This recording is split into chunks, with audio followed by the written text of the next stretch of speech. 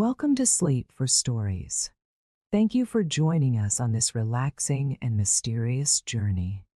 Let us know in the comments where in the world you're watching from and what time it is for you. If you enjoy these stories, don't forget to subscribe to the channel, give this video a thumbs up, and turn on notifications so you don't miss any future tales.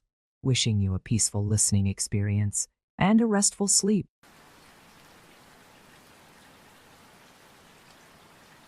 The first time it happened, Mia thought she was dreaming. She had woken in the middle of the night to an eerie, faint humming sound coming from beneath her bed.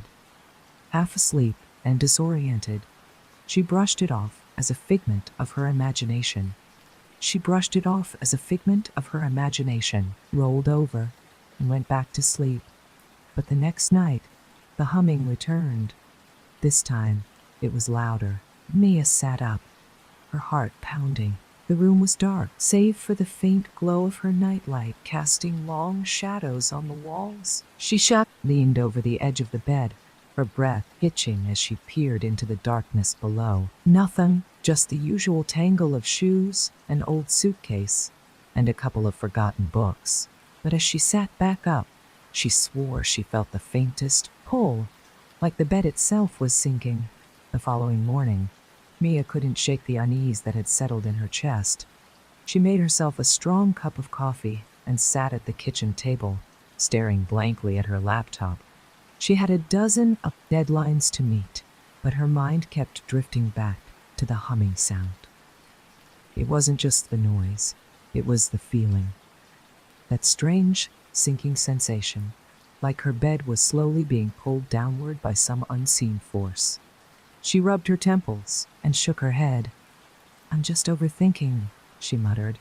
The day dragged on, and by the time the sun dipped below the horizon, Mia's apprehension had grown into a full-blown dread.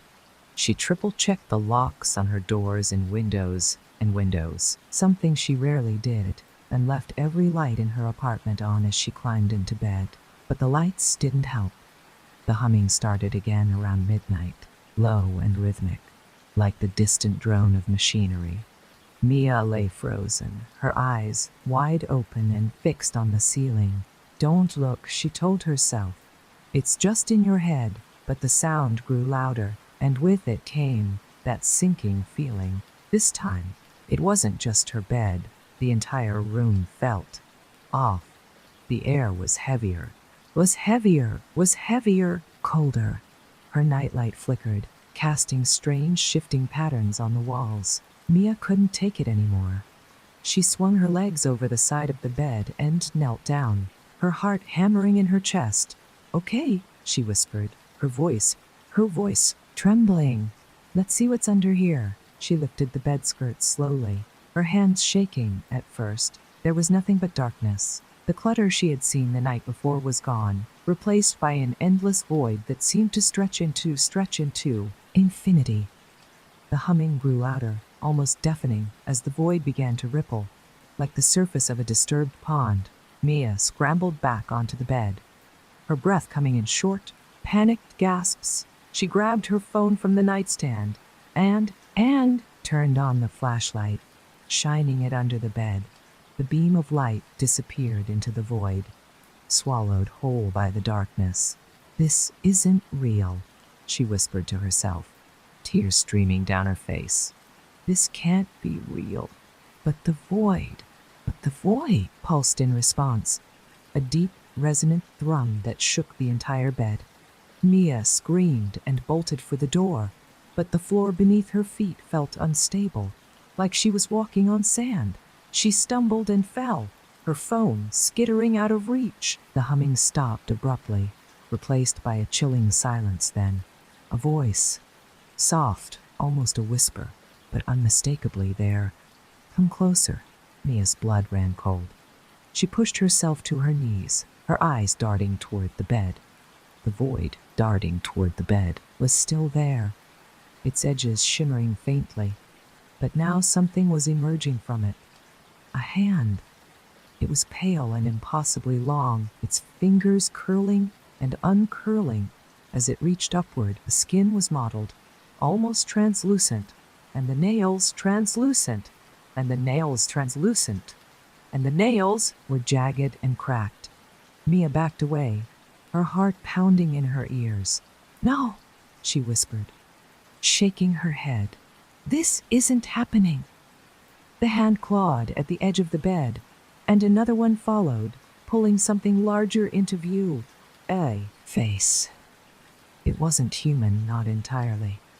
Its eyes were sunken, glowing faintly in the darkness, and its mouth was a jagged slash filled with sharp, uneven teeth. The creature's head tilted as it regarded her, its movements unnervingly slow. You shouldn't be here," it said, its voice a guttural rasp. Mia scrambled to her feet, her back pressing against the door. "They're here," she shouted, her voice trembling. "This is my apartment." The creature tilted its head further, as though considering her words. "No," it said simply. "This is mine." The void beneath the bed expanded suddenly, swallowing the entire floor. The room seemed to tilt, and Mia lost her footing, sliding and toward the gaping darkness. She clawed at the doorframe, her nails digging into the wood. "Stop!" she screamed, her voice raw. "Please, stop!" The creature didn't respond. It crawled fully out of the void now, its impossibly long limbs contorting as it moved. It stood over her, its head nearly brushing the ceiling. "This is mine," it repeated, its voice echoing in her mind. Mia's grip on the doorframe slipped, and she fell into the void. The darkness swallowed her whole, and for a moment there was nothing, no sound, no sensation, just an endless, suffocating black. Then she hit solid ground. Mia groaned, pushing hit solid ground, herself up on shaky arms. She was no longer in her apartment. The air was thick and cold, carrying the faint scent of damp earth. Shadows loomed all around her, their shapes indistinct and shifting. The floor beneath her was smooth and glassy, reflecting her pale, terrified face. She turned slowly, her breath hitching as she took in her surroundings. She was in a room, or what looked like a room. Its walls were lined with mirrors, each one warped and cracked. In their reflections, she saw not herself, but strange, distorted figures moving in the darkness, and in the largest mirror, directly ahead of her, she saw the creature. It stood motionless, its glowing eyes fixed on her through the glass. "Where am I?" Mia demanded, her voice trembling. The creature didn't answer. Instead, the mirrors began to shift, their surfaces rippling like water. The figures within them grew clearer, their faces twisted with fear and despair. "Help us," one of them whispered, its voice faint and broken.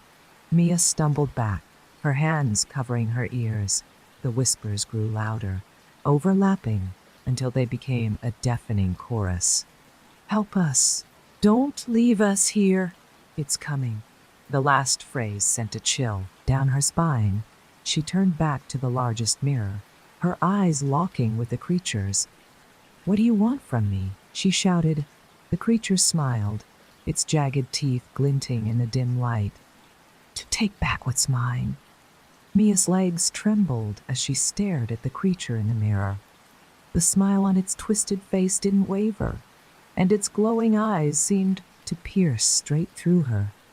The whispers around her grew louder, filling her ears until she thought her head might explode. She stumbled backward, her hand brushing against one of the smaller mirrors. The glass was cold, and when she turned to look, the reflection wasn't her own. It was the creature, staring back at her with a mocking grin. "You can't escape," it said, though its mouth didn't move. The words seemed to echo inside her mind. Mia tore her hand away from the mirror, her pulse pounding in her ears. The distorted reflection lingered for a moment before fading back into the shifting darkness. She took a shaky step back, her breath shallow and uneven. "You don't belong here," the creature said, its voice deep and resonant, seeming to come from every direction. Mia turned in frantic circles, her eyes darting between the mirrors. Each one showed a different version of her: a child clutching a teddy bear, a teenager with tear-streaked cheeks, an adult white screaming silently. "What is this place?" she demanded, her voice trembling. "This is the threshold," the creature said, "a place between what was and what could be, and you've stepped where you shouldn't." "I didn't step anywhere," Mia shouted, her frustration bubbling into anger. "I just wanted to sleep in my own damn bed." The creature's jagged smile widened. "It was never your bed. It was always mine." The mirrors began to ripple again, their surfaces distorting as the whispers returned. Mia clapped her hands over her ears, but it didn't stop the sound. The voices were inside her head, growing louder and more insistent. "Help us, save us, run!" She stumbled backward, her foot catching on the edge of something solid. She turned and saw a small, ornate box sitting on the ground. Its surface was covered in strange, glowing runes. The whispers seemed to emanate from it, pulling at her like a magnet. "What is this?" she muttered, reaching out hesitantly. The moment her fingers brushed the box, the whispers stopped. The room fell deathly silent, and the creature let out a low, guttural growl. "Don't touch that," it said, its form flickering.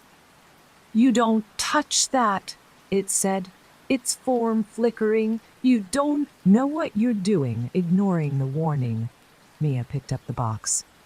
It was heavier than it looked, the glowing runes pulsing faintly beneath her fingertips. The moment she lifted it, the mirrors around her shattered. The sound like 1,000 panes of glass breaking all at once. The shards didn't fall to the ground. Instead, they hovered in the air, reflecting fragments of the creature's face. Its expression twisted into one of fury, its glowing eyes narrowing as it stepped closer. "Put it down," the creature commanded, its voice shaking the very ground beneath her. Mia clutched the box tighter, her instinct screaming at her to run. "What is this? Why are you afraid of it?" The creature didn't answer. Instead, it lunged toward her, its long, clawed hands reaching out. Mia stumbled back, clutching the box to her chest. The runes flared brighter, and the creature recoiled, letting out a pained hiss. "This isn't yours," Mia said, her voice trembling but defiant. "You're afraid of it because it can hurt you, can't it?" The creature growled, its form flickering and distorting. "You don't understand what you're holding," it said. "That box is a key, but not to freedom. It opens doors you can't close." Mia's grip tightened. "Maybe I don't understand it, but I will know one thing: you don't want me to use it." "That's reason enough for me," the creature let out a roar, its voice shaking the walls of the strange mirrored space. The ground beneath Mia's feet began to crack, dark tendrils snaking upward from the abyss below. The tendrils lashed out, wrapping around her legs and pulling her downward. Mia screamed, the box slipping from her grasp and clattering to the ground. "No! No!" she shouted, reaching for it. The runes on the box flared again, and the tendrils recoiled as though burned. The light grew brighter, enveloping Mia and the creature in its glow. When the light faded, Mia found herself standing in a completely different place. The mirrors were gone, replaced by a vast, empty expanse of mist and shadow. The box was still in her hands, its glow dim but steady. The creature stood a few feet away, its form more solid now. Its glowing eyes bore into hers, and its jagged smile was gone. "You think you've won?" it said, its voice quieter but no less menacing.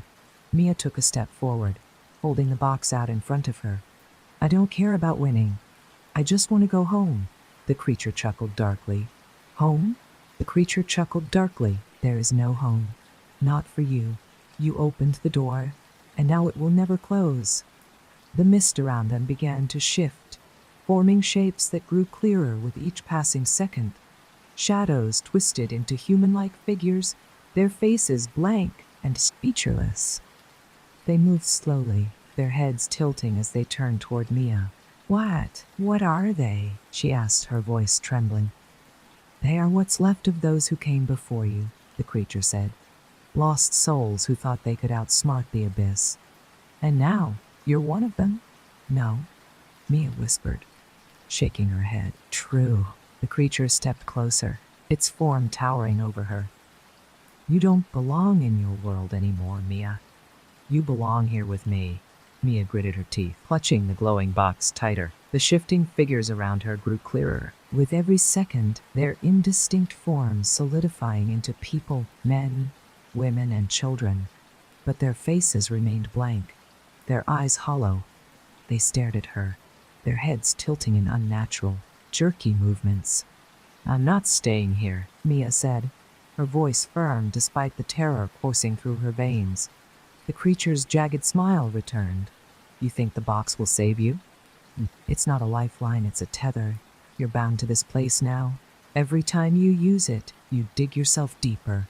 The figures began to move closer, their steps slow and deliberate. Their blank faces locked onto Mia, and their whispers locked onto Mia, and their whispers returned.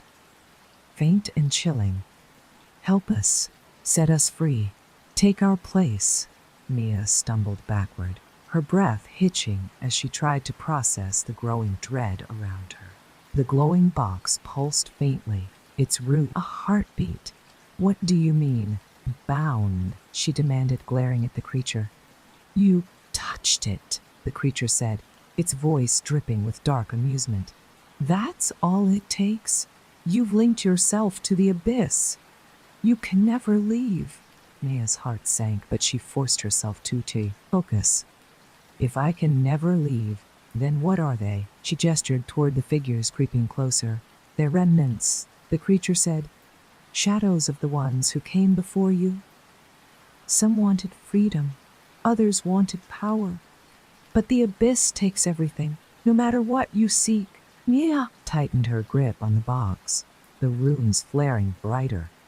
The figures paused, their heads tilting in unison, as though drawn to the light. What happens if I destroy this? She asked, her voice trembling. The creature's smile faltered for the first time. You wouldn't dare, it growled, its voice low and dangerous. Mia raised the box higher, the light radiating from it, intensifying. The figures recoiled, slightly, their blank faces turning away from the glow. I'll destroy it, if that's what it takes to stop you, she said, her hands shaking. The creature lunged forward, its clawed hand swiping at her.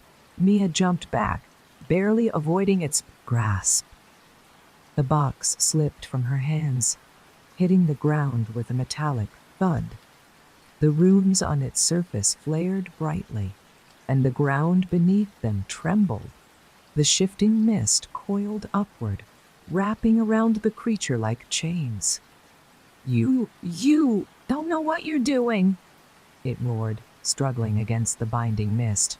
Maybe not, Mia said, her voice rising above the chaos.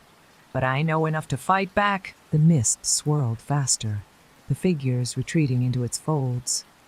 The ground beneath Mia cracked and splintered, revealing glimpses of a glowing abyss below.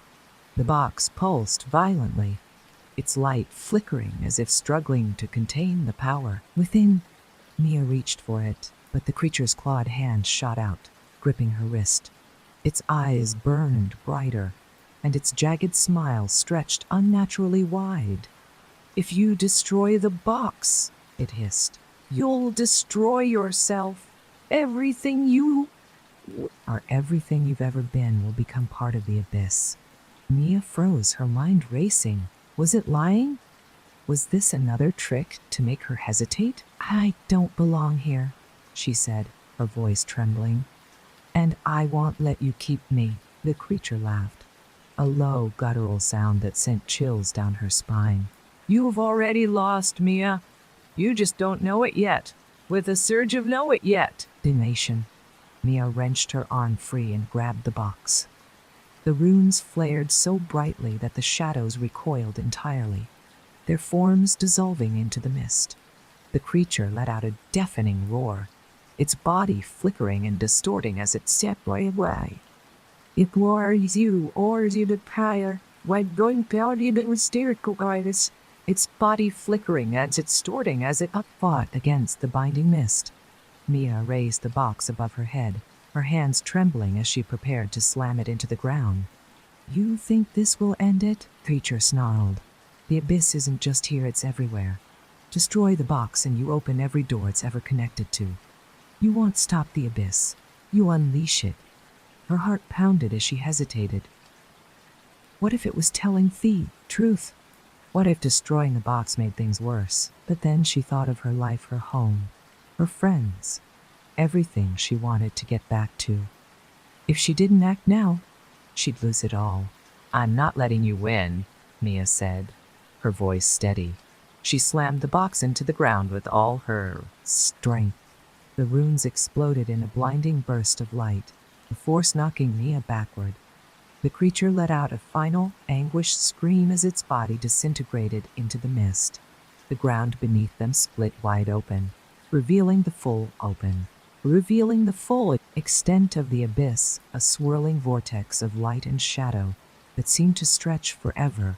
The figures in the mist dissolved one by one, their whispers fading into silence. The glowing light from the box spread outward, consuming the abyss and the space around it. Mia shut her eyes, bracing herself as the world collapsed into light. When she opened her eyes, she was back in her apartment. The bed, the walls, the faint glow of her nightlight, it was all there, untouched. She sat up, slowly, her body aching as though she had run a marathon. Her hands were empty, the box nowhere to be seen. The hum was gone, the air was still. For the first time in days, Mia felt safe, but as she lay back down, her heart still racing, she couldn't shake the feeling that the abyss hadn't truly disappeared. Somewhere, deep beneath her bed, something still waited. Mia blinked, her breath shallow, as she scanned her surroundings. The room was her apartment, her bed, furniture, her familiar nightlight glowing faintly in the corner. But something was wrong. The air felt heavy, thicker than it should be, and the faint hum she had thought she silenced was still there, lurking at the edges of her senses.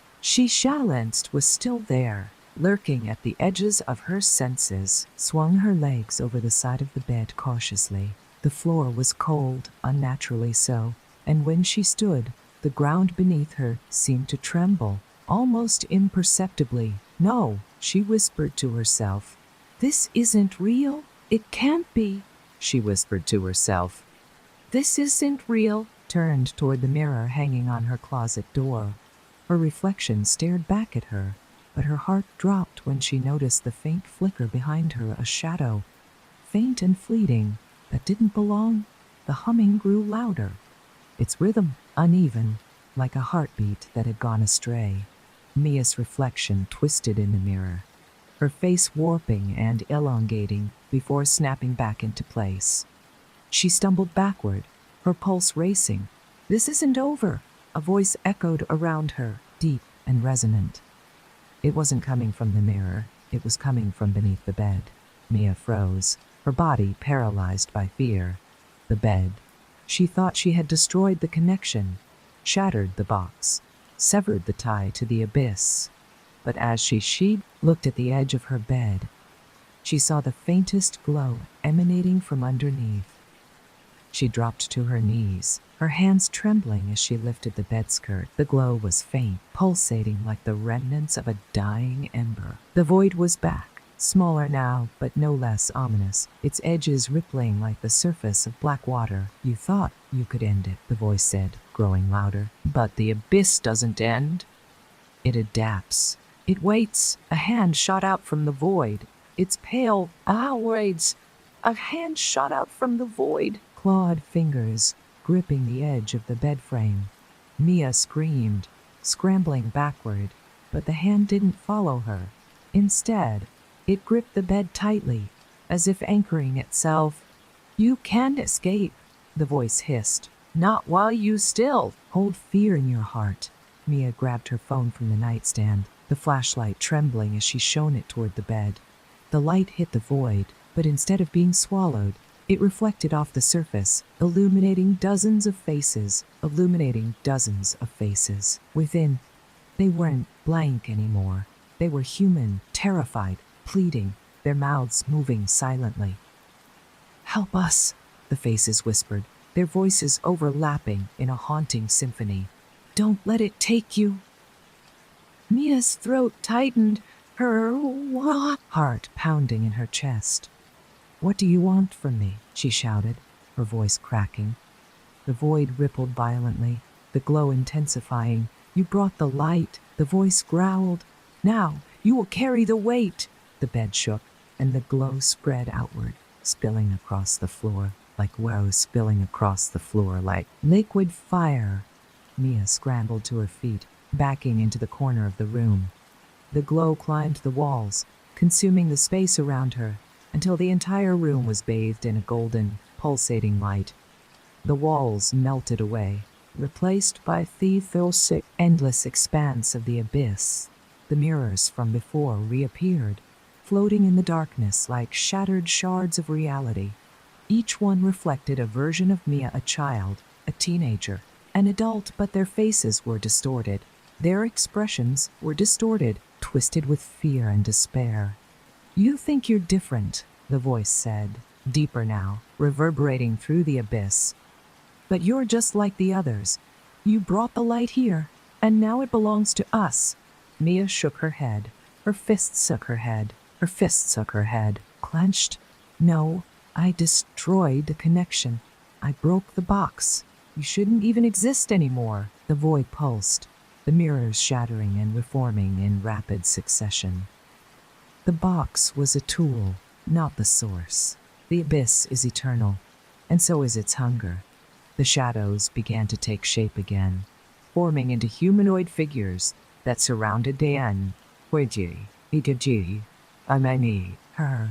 Their eyes glowed faintly, and their movements were slow and deliberate, like predators stalking prey. The whispers returned, louder this time, drowning out her thoughts. "Take her, consume her, make her one of us." Mia reached for anything to defend herself. Her fingers brushed against something cold and smooth. She looked down and saw the lantern, whole and intact, its runes glowing faintly. "No," she whispered. "I destroyed this life."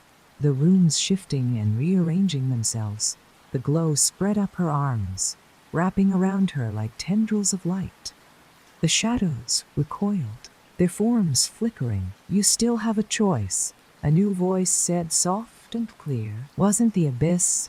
It was coming from the lantern. "Choice?" Mia said aloud, her voice shaking. "What choice? To become its prisoner," the voice said, "or to carry its burden." The light from the lantern grew brighter, revealing the full extent of the abyss. It wasn't just a void, it was a network, a web of interwoven paths and portals, each one web of interwoven paths and portals, leading to a different world, a different reality. "What does that mean?" Mia demanded, clutching the lantern tightly. "I don't want any part of this." "You touched the light," the voice said. "You brought it here. Now, it is yours to protect or to destroy." The abyss trembled, the shadows closing in again. Mia looked at the lantern, its glow pulsating in her hands, and then back at the lantern, its glow pulsating in her hands, and then back at the endless void around her. She had to make a decision. Mia's grip on the lantern tightened as the shadows advanced. The glowing tendrils wrapped around her arms like living fire, warm but not burning. She could feel the weight of the abyss pressing down on her, suffocating and relentless. "Protect or destroy," she muttered, repeating the voice's words. "How am I supposed to choose when I don't even understand what's happening?" The abyss pulsed, its edges rippling like water disturbed by a stone. The humanoid shadows circled her, their glowing eyes fixed on the lantern. The whispers grew louder, overlapping into a cacophony of voices. Choose, choose, choose, choose, choose. Mia clenched her jaw, her eyes darting between the shadows and the lantern. If I protect it, does this ever end? She asked aloud, hoping the voice would respond. The lantern pulsed, its light flickering. Protection binds you to it. You will carry the light, keeping it from falling into the abyss grasp. But you will never be free. And if I destroy it, Mia asked, her voice trembling, the light will scatter, leaving the abyss unchecked. Its reach will grow, consuming more than this threshold. It will spread to your world, to all worlds. Mia's heart pounded as the weight of the choice pressed down on her. The shadows grew closer, their forms flickering with anticipation. She could feel their hunger, their desperation. They weren't just entities of the abyss, they were prisoners, trapped and twisted by its power. "Why me?" she shouted, her voice cracking. "I didn't ask for this." The voice from the lantern was calm, almost soothing. "You didn't choose the light, but it chose you. You are the one who disturbed its slumber, who called it forth. And now you must decide its fate." Tears streamed down Naya's face as she sheaved. Looked into the glowing runes. The warmth of the light was comforting, but it also carried an unbearable weight. She thought of her life before this nightmare, her quiet apartment, her simple routines. All of it seemed so far away now. I just seemed so far away now. "Want to go home?" she whispered. The abyss rumbled, a low, guttural sound that sent vibrations through the ground beneath her. The shadows lunged, their clawed hands reaching for the lantern. Instinctively, Mia raised it high, the light at high. The light flaring in response, the shadows recoiled with a screech, their forms dissolving at the edges. The abyss pulsed violently, its dark tendrils lashing out like a storm. The entire space seemed to collapse inward. The void narrowing around her. "You cannot escape," the abyss roared, its voice deeper and more menacing than ever. "The light belongs to us." Mia's hands trembled, but she held the lantern steady. "No," she said, her voice firm despite her fear. "The light doesn't belong to you. It doesn't belong to anyone." With that, she made her decision. Mia brought the lantern down with all, her strength, smashing it against the ground. The runes flared one final time, blindingly bright, before shattering into countless shards of light. The abyss roared in agony, its form collapsing as the light spread outward, consuming everything in its path. The shadows disintegrated, their forms breaking apart like ash in the wind. The tendrils retreated, curling back into the void as it shrank smaller and smaller. The mirrors shattered, their fragments dissolving into nothingness. Mia shielded her eyes as the light engulfed her, its warmth overwhelming. For a moment, there was nothing but silence, a pure, deafening silence that felt infinite when the light faded. Mia found herself standing in her apartment once again. The bed was there, the nightlight glowing softly in the corner. The air was still, and the hum was gone. She sank to her knees, tears streaming down her face. It was over. The abyss was gone, and the lantern with it. But as she sat there, trying to catch her breath, a single thought gnawed at the edges of her mind. Was it truly gone? Mia's eyes drifted to the space beneath her bed. It was empty, just a dark, mundane void. But as she stared into it, she couldn't shake the feeling that something was staring back. Mia sat on the edge of her bed, her hands trembling as she stared into the darkness below. The silence was deafening, but it was too perfect, too artificial. She couldn't shake the feeling that something was still there, lurking just beyond her sight. The air around her felt heavier again, the weight pressing on her chest like a tangible force. Why does it feel like it's not over? She whispered to herself. And then, faintly, the hum returned. The hum was faint, almost imperceptible, but it was there, a subtle vibration in the air that seemed to crawl beneath Mia's skin. She froze, her breath hitching as she listened intently. The room was still, bathed in the soft glow of her nightlight, but the sound didn't belong. It was out of place, like a crack in reality. Mia leaned forward, her heart pounding as she peered under the bed. Her eyes strained toward under the bed. Her eyes strained to adjust to the darkness. Her breath shallow as she whispered, "Not again?" The void was gone, or at least, it appeared to be. The space beneath the bed was empty, just a shadowed corner of her apartment. But as she watched, the faint hum grew of her apartment. But as she watched, the faint hum grew louder, and a flicker of movement caught her eye. Something was shifting in the darkness. She pulled back quickly, her heart racing. "No," she said aloud, shaking her head. "I destroyed it. It's over. It has to be over." The hum grew louder, vibrating through the floor. The bed creaked beneath her, its frame shuddering as though under immense pressure. Mia grabbed her phone, fumbling to turn on the flashlight. She pointed it toward the floor, the beam cutting through the shadows. But the light didn't reach the back of the space under the bed. It was swallowed whole, vanishing into the same endless void she thought she had escaped. "No," she whispered, backing away. "This can't be happening." A low, guttural laugh echoed through the room. It was deep and resonant, vibrating in her chest. "Did you think it was that easy?" a voice rumbled, sending chills down her spine. Mia whirled around, her flashlight trembling in her hand.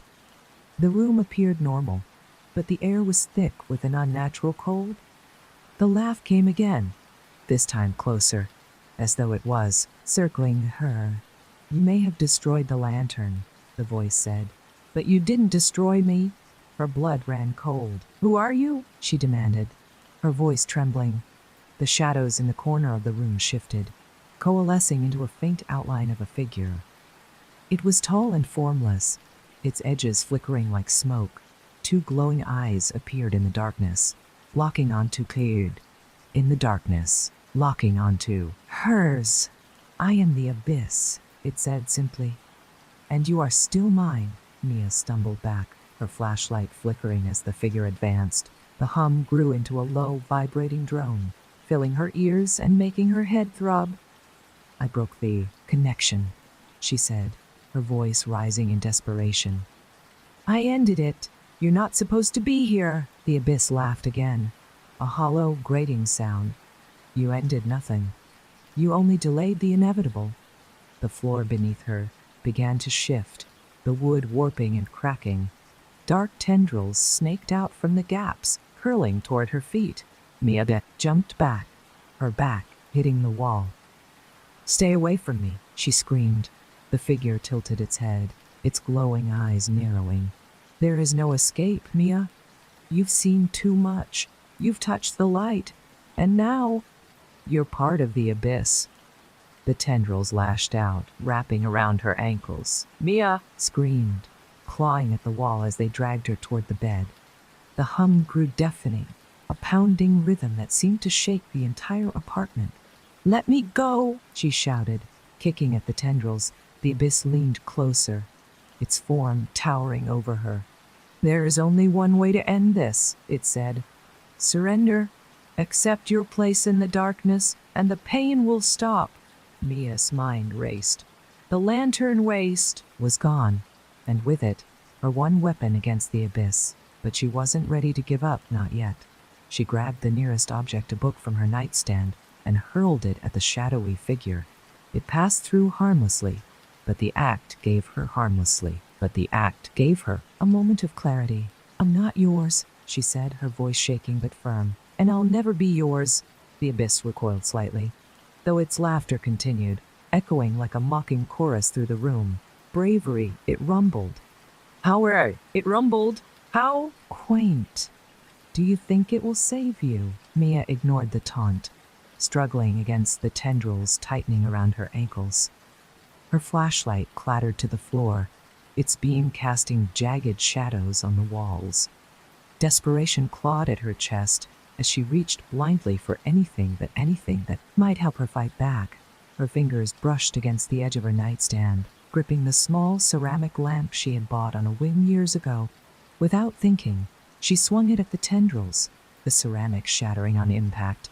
To her shock, the tendrils recoiled, releasing her legs. The abyss let out a low growl, the room trembling with its anger. You think trinkets will stop me? It hissed. Mia scrambled to her feet, her heart racing. She didn't know why the lamp had worked. Maybe the abyss wasn't as invincible as it wanted her to believe. The thought sent a surge of determination through her. Her eyes darted around the room, landing on the shards of the broken lamp. The bulb flickered weakly, the filament still glowing, faintly. Light, of course, she thought. The lantern had been her weapon before. Maybe any source of light could hurt it. She lunged for her phone, her hands trembling as she turned on the flashlight again. The beam wavered, but when it touched the figure, the abyss recoiled, its edges flickering like smoke in a windstorm. You can't hide from me, it snarled, retreating into the shadows. The hum subsided slightly, replaced by an eerie, oppressive silence. Mia's breath came in ragged gasps as she clutched her phone tightly, its beam her only shield against the encroaching darkness. The abyss wasn't gone. She could feel it, lurking just beyond the edges of the light, its presence pressed against her mind, a weight that threatened to crush her resolve. Nightstand.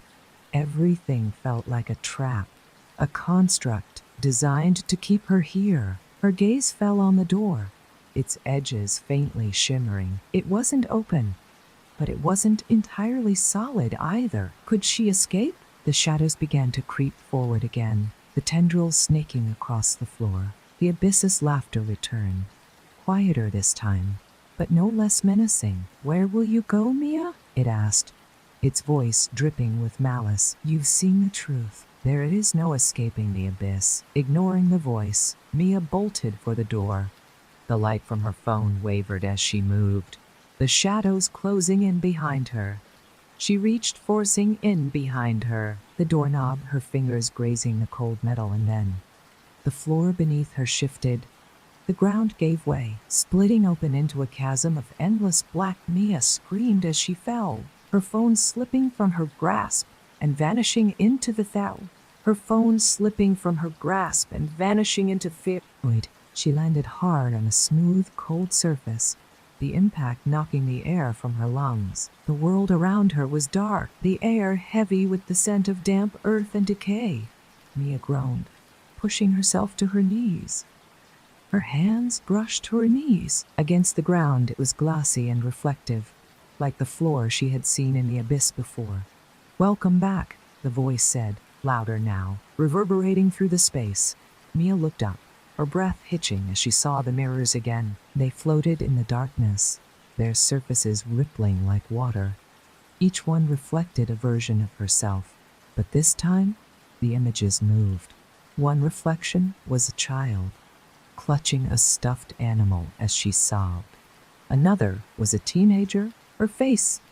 Another was a teenager, her face twisted with anger. And then there was the adult Mia, standing frozen, her face pale and terrified. What do you want from me? She demanded, her voice echoing through the void. The mirrors began to crack, the fractures spreading like veins. I want what you've already given, the abyss said. Your fear, your doubt, your soul. The cracks in the mirrors deepened, pieces of glass falling away into the darkness. Mia stumbled back, her heart pounding, the reflections distorted, their movements becoming jerky and unnatural. No, she said, shaking her head. You can't have me. I don't belong to you. The abyss laughed, a low guttural sound that sent shivers down her spine. You stepped into my world the moment you touched the light. You belong here now. Mia's fists clenched, anger rising to replace her fear. Belong here, and I'm not staying. The mirrors shattered completely, their fragments dissolving into the void.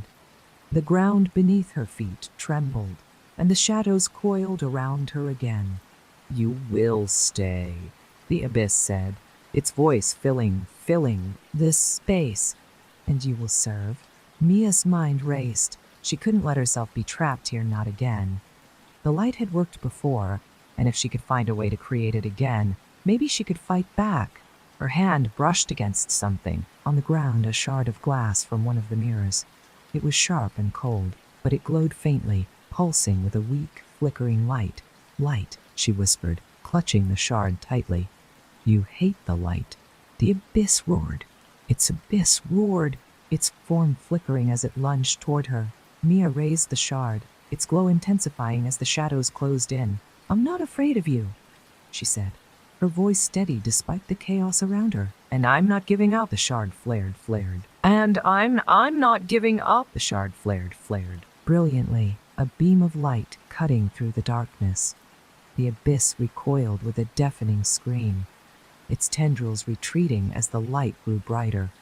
Mia felt the warmth of the glow spreading through her, driving back the cold and fear. She took a step forward, then another, holding the shard out in front of her like a shield. "You don't control me," she said, her voice rising. "I'm not your prisoner." The abyss let out one final, anguished roar as the light consumed it, its form dissolving into the void. The ground beneath Mia steadied, the oppressive weight lifting from her chest. The darkness began to recede, pulling back like a tide. The oppressive hum that had filled Mia's ears faded, replaced by a stillness that felt almost unnatural. She stood there, clutching the glowing shard in her hand, her breaths coming in, shallow, uneven gasps around her. The void had transformed. What had once been an endless abyss of shadows was now a vast, featureless expanse. The floor beneath her was smooth and reflective, as if she were standing on a giant mirror. Above, there was no sky, just an expanse of gray nothingness that stretched endlessly in all directions. But it wasn't over. She could feel it. The shard in her hand pulsed faintly, its light flickering like a dying ember.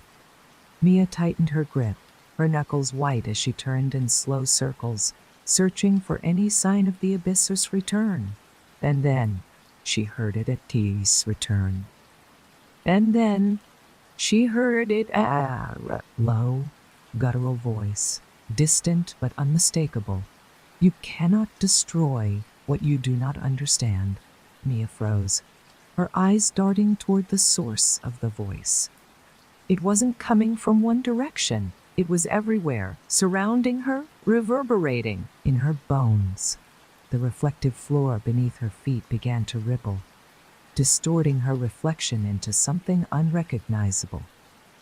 "Show yourself," she shouted, her voice echoing in the emptiness.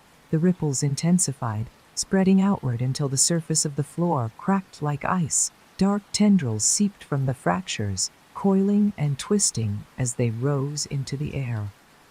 Slowly, they rose into the air, began to take shape, forming a towering figure that loomed over her.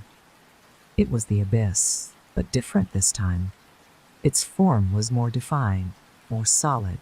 Its glowing eyes burned brighter, and its jagged smile stretched impossibly wide. "Cannot escape me," it said, its voice deep and resonant. "You are part of me now." Mia took a step back, her heart pounding.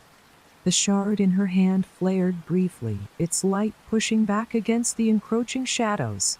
"I don't belong to you," she said, her voice steady despite the fear gripping her chest. "You're just trying to scare me." The abyss laughed, a hollow, grating sound that echoed endlessly. "Scare you? No. I am simply showing you the truth. You are tied to the light, and the light is tied to me. There is no escape." The tendrils lashed out, slamming into the ground around her. Mia stumbled, barely managing to keep her footing. The shards stumbled. The shard's light flickered, its glow weakening. "I won't let you take me," she said, tightening her grip on the shard. "Not again." The abyss tilted its head, its glowing eyes narrowing. "And what will you do, little light bearer? Fight me?" Fight me. You are nothing without the lantern. Without its power, you are weak." Mia's mind raced. The abyss was right. She didn't have the lantern anymore, but the shard in her hand still glowed. Faint though it was a remnant of the lantern. Piece of its power. Maybe it was enough. She raised the shard, its light flaring weakly. "You're afraid of this," she said, her voice trembling but defiant. "You wouldn't be trying so hard to stop me if you weren't." The abyss growled. Its tendrils recoiling slightly. "Do not mistake caution for fear," it said. "You are a nuisance, nothing more. And nuisances can be removed." The shadows surged forward, crashing toward her like a wave. Mia braced herself, the shard's light flaring brighter as the darkness closed in. The impact was deafening. The shadows slammed into the light, sending shockwaves rippling through the void. Mia staggered, her arms trembling as she struggled to hold the shard steady. The light pushed back against the darkness, creating a sphere of protection around her. But the abyss was relentless. Its tendrils lashed out, slamming into the barrier again and again. Cracks began to form in the sphere, the light dimming with each strike. "You cannot win," the abyss said, its voice a low rumble. "You are alone. Weak. Powerless." Mia gritted her teeth, her eyes blazing with determination. "I may be alone," she said, "but I'm not powerless." The shard flared brighter, its light blinding as it surged outward. The cracks in the sphere sealed, the barrier expanding and driving back the shadows. The abyss roared, its form flickering as the light consumed it. "No!" it bellowed, its voice echoing in the emptiness. "You cannot destroy me." The void began to collapse, the reflective floor shattering into fragments. The gray expanse above twisted and folded in on itself, spiraling into a vortex of light and shadow. Mia stood at the center of the chaos, the shard in her hand blazing like a star. She could feel the abyss's power weakening, its grip on her loosening. But she wasn't done yet. "This ends now," she said, her voice steady. "I'm taking back what's mine." With a final surge of strength, she plunged the shard into the ground. The light exploded outward, consuming the void in a blinding flash. The shadows screamed, their forms dissolving into nothingness. And then, silence. The silence was deafening, an unnatural stillness that felt heavier than any noise Mia had ever heard. She opened her eyes slowly, blinking against the faint glow that surrounded her. The shard in her hand was gone, dissolved into the explosion of light, but its warmth lingered on her fingertips. She wasn't in her fingertips' apartment anymore, nor in the void. The space around her was strange. The floor was a seamless expanse of white, stretching infinitely in every direction, and the air was thick with the faint hum she had come to dread. But this time, the hum wasn't hostile, it felt subdued, almost waiting. "Where am I?" Mia whispered, her voice trembling. "You are at the threshold," a voice answered, soft and melodic. It wasn't the abyss. This voice was calm, resonant, and deeply unfamiliar. Mia turned toward the source of the voice and saw a figure emerging from the glow. It wasn't the abyss's monstrous form, but something entirely different. The figure was humanoid, bathed in a faint golden light that flickered like a dying flame. Its face was smooth and featureless, its form shifting as low, though it were made of liquid. "Who are you?" Mia asked, taking a hesitant step back. The figure tilted its head, its movement slow and deliberate. "I am a fragment of the light you carry, the shard you used to destroy the abyss's form. It is a part of me." Mia frowned, her confusion mounting. "If you're part of the light, why didn't you help me sooner?" The figure's head lowered slightly, as if in regret. "The light does not act on its own. It requires a bearer, a guide. You awakened it, Mia, but you also brought it into the abyss's domain. And now, you must decide its fate." Mia clenched her fists, frustration bubbling to the surface. "Why does everyone keep saying that? I didn't ask for this. I didn't choose to be part of this nightmare." The figure stepped closer, its golden glow pulsing faintly. "You didn't choose the light, but it chose you. It sensed your strength, your resilience, but with its power comes responsibility." "What kind of responsibility? What kind of responsibility?" Mia snapped. "I just want my life back. I want to go home." The figure hesitated, its form rippling. "The light is tied to the threshold. It cannot exist without a bearer, and the abyss cannot be contained without the light. If you leave, it will grow again." Mia's heart sank. "You're saying if I go back, the abyss comes back too?" "Yes," the figure said simply. "And it will be stronger." Mia sank to her knees, her mind racing. She had thought she was free, that destroying the lantern and using the shard had ended the nightmare. But now she realized it was only the beginning. "There has to be another way," she said, her voice barely above a whisper. "Something that doesn't trap me here forever." The figure knelt before her, its featureless face close to hers. "There is another way, but it comes at great cost." "What cost?" Mia asked, her voice trembling.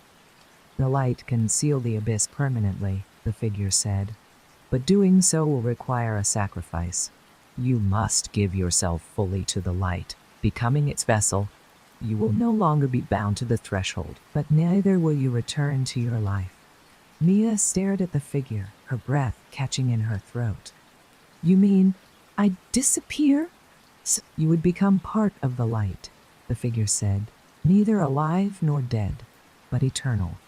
The weight of the decision pressed down on Mia like a crushing wave. She thought of her apartment, her friends, the life she had taken for granted. Was she ready to give it all up to stop the abyss? "Why me?" she whispered, tears streaming down her face. "Why does it have to be me? Why you?" "Because you are the one who awakened the light," the figure said gently. "And you are the one who has carried it this far." Mia closed her eyes, her mind racing. She didn't want to stay. She didn't want to be part of this endless nightmare, but she also couldn't let the abyss return and wreak havoc on the world she loved. "What happens if I refuse?" she asked, her voice shaking. "The abyss will awaken again," the figure said, "and it will consume everything." Mia's hands trembled as she wiped away her tears. She had never considered herself a hero, never thought of herself as someone who could save the world. But now, faced with the choice, she realized there was only one answer. "I'll do it," she said, her voice steady despite the fear gripping her chest. "You'll become the vessel." The figure's golden glow brightened, surrounding her in a warm, comforting light. "Thank you, Mia," it said. "Your sacrifice will not be in vain." The light grew brighter, enveloping her completely. She felt her body dissolve into the glow, her thoughts fading into the glow. Stillness. The hum disappeared, replaced by a profound silence. And then there was nothing. Mia's apartment was quiet, bathed in the soft glow of her nightlight. The bed was empty, the room still, but beneath the surface, The light and the troops of point toward irretried and fetch been deep. But beneath the surface, the light abyss remained, locked in eternal balance. For now, the world was safe.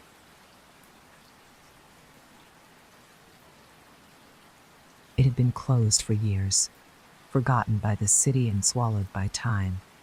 Hidden behind rusted gates and overgrown ivy, the old playground at Willow Creek was more legend than reality. Parents whispered warnings to their children about the dangers lurking there, claiming it was cursed. "Stay away," they would say. "That place takes more than it gives." Sam, Lily, and Nate had heard the stories all their lives, but the thrill of uncovering forbidden secrets was too strong to resist. It was the last weekend before summer ended, and they had promised each other an adventure. What better place than the cursed playground that no one dared to enter? "Just a few pictures," Nate had said, slinging his camera over his shoulder. "We'll be in and out, and maybe find proof that it's all just nonsense," Lily added, her tone light but her grip on her flashlight tight. Sam was less enthusiastic, but he didn't want to be the only one left out. "Fine," he muttered, shoving his hands into his jacket pockets. "But if anything weird happens, we leave. No questions." The others nodded, though none of them truly believed anything would happen. It was just an abandoned playground, after all. What harm could it do? The rusted gates groaned loudly as Nate pushed them open, the sound echoing into the night. Beyond the gates, the playground lay shrouded in darkness. The moonlight barely broke through the thick canopy of trees, casting long shadows over the thick warped metal equipment. A broken swing hung limp from its chains, and a carousel sat motionless, its paint faded and peeling. "Creepy," Lily said, shining her flashlight across the cracked pavement. "It's like something out of a horror movie." "Yeah," Sam muttered, glancing over his shoulder. "Why do I feel like we're being watched already?" "Don't be paranoid," Nate said, though his voice lacked conviction. He raised his camera and snapped a few photos, the flash momentarily illuminating the eerie surroundings. The air was thick and unnaturally still, as if the world had stopped moving the moment they entered. Even the usual sounds of the night crickets chirping, leaves rustling were absent. "Let's get this over with," Sam said, his voice barely above a whisper. The trio moved deeper into the playground. Their footsteps crunching softly on the gravel. They passed the slide, its surface slick with grime, and the jungle gym, its bars twisted and bent, as though something heavy had crushed them. "Look at this," Nate said, pointing to this merry-go-round. Its once bright colors were faded to dull grays, and strange symbols were carved into its surface. "What do you think these mean?" Lily asked, running her fingers over the markings. They were jagged and uneven, as if scratched in haste. "Probably just kids messing around," Nate said, though his brow furrowed. He took a photo, the flash briefly revealing something oro, someone standing at the edge of the playground. "Did you see that?" he asked, his voice tight. "See what?" Sam said, turning quickly. "I thought—" "Never mind," Nate muttered, lowering the camera. As they ventured further, the air grew colder. Lily wrapped her arms around herself, shivering. "Why does it feel like it's getting colder?" "It's August." Sam stopped walking. "Listen." They froze, straining their ears. At first, there was nothing but silence. Then, faintly, a sound reached them, a soft metallic creak, like a swing moving in the wind. But there was no wind. The sound grew louder, and the three turned toward the source. One of the swings at the far end of the playground was moving, its chains groaning as it swayed back and forth. "That's not possible," Lily whispered. "Let's leave," Sam said. "His heave," Sam said, his voice firm. "No," Nate hesitated, raising his camera again. Just one more shot before he could finish. The swing stopped abruptly.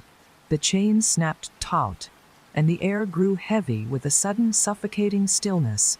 "Run!" Sam shouted, grabbing Lily's arm and pulling her toward the gate. Nate stumbled after them, his camera swinging wildly at his side, but as they neared the gate, it slammed shut with a deafening clang. The rusted metal shook violently, the sound reverberating through the playground. "We're trapped," Lily gasped, tugging at the gate. "No, no, no," Sam muttered, searching for another way out. Behind them, the merry-go-round began to spin, its rusty chains clinking rhythmically. Shadows stretched across the ground, growing longer and darker as the carousel turned faster and faster. "What's happening?" Nate yelled, his voice barely audible over the rising noise. Lily turned to the others, her face pale. "It's the curse, it's real." The playground seemed to come alive around them. The slide groaned as its metal warped. The jungle gym rattled as though something unseen was climbing it, and the swings moved wildly, their chains thrashing like serpents.